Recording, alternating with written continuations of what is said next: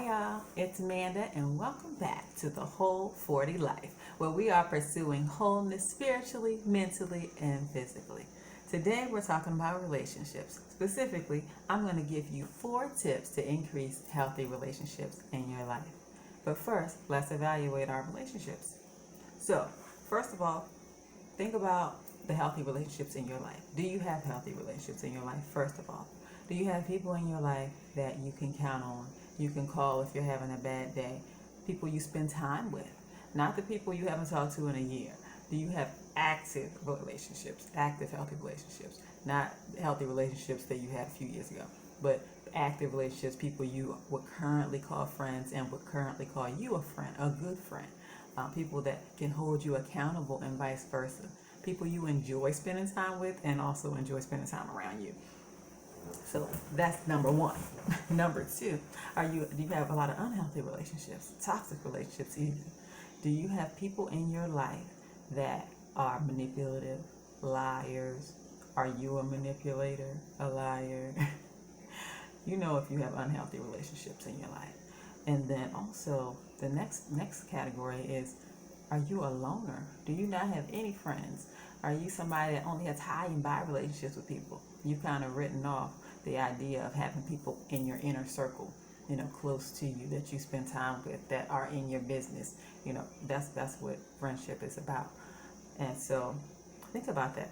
Take some time to really assess what your relationships look like, your family relationships, your friend relationships. Take some time to think about that. You can pause the video if you need to before we even move on. Because if you're in the category of having a lot of healthy, thriving relationships, maybe you don't need the 4 tips. Keep doing what you're doing. If you have a lot of unhealthy relationships, I got tips for you.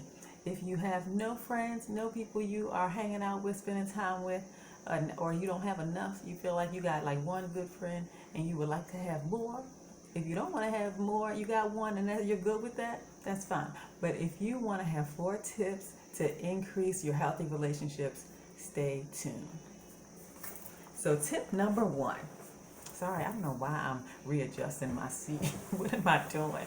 I don't know. I'm like trying to get comfortable. I'm supposed to be recording a video. I'm trying to like cop a squat on my chair in my kitchen. Anyway, I'm sorry, y'all. I'm a little bit country. I am. I'm just a little bit country. So tip number 1. Reconnect with relationships that have become stagnant or distant over time.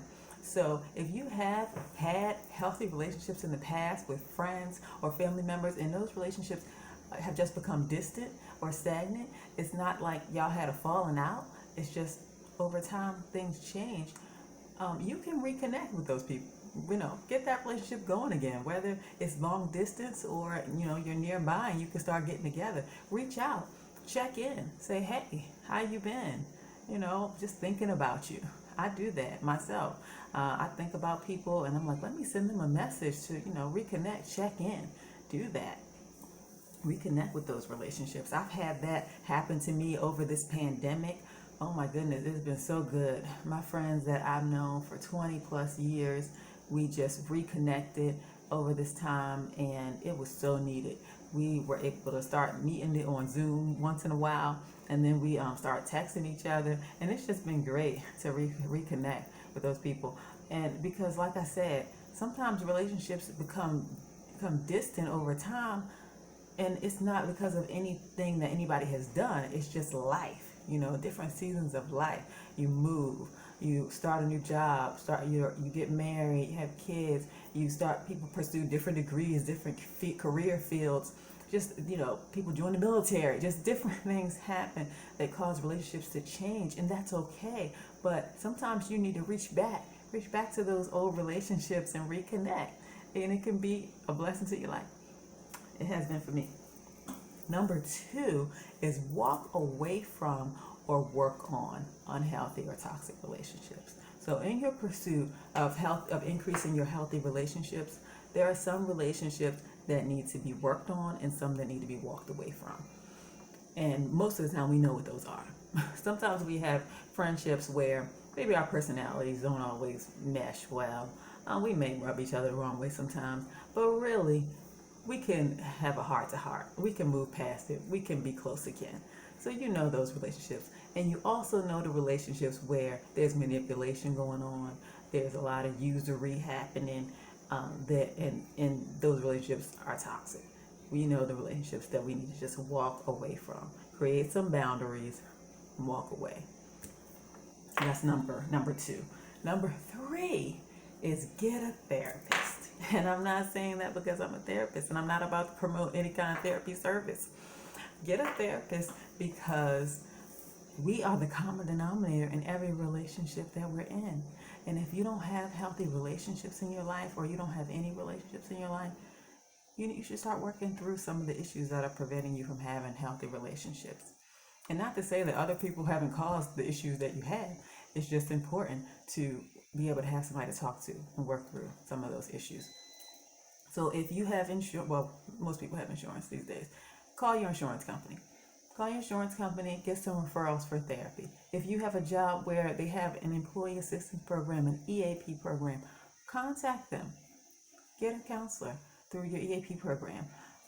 If you're involved at a local church, most churches offer some kind of counseling services. Just find somebody to talk to. It's a great thing, and I'm so glad these days therapy is not as stigmatized as it's been in the past. Find somebody to talk to, and that's for me too. I'd say every therapist needs a therapist. Number 4 is expand your social circle. And I say it like that because expanding your social circle is not easy as you get older. It's not like when we were younger and we were making friends all the time, because we were always in groups that made it easy to make friends. We were in school, we were in new jobs, we were doing things that just enabled us to make new friends. Now, the places that we go, it's not always as easy to make new friends. Like, I don't meet no friends at the grocery store.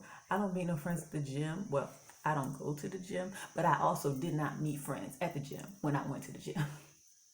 Where I met new friends was a website called meetup.com.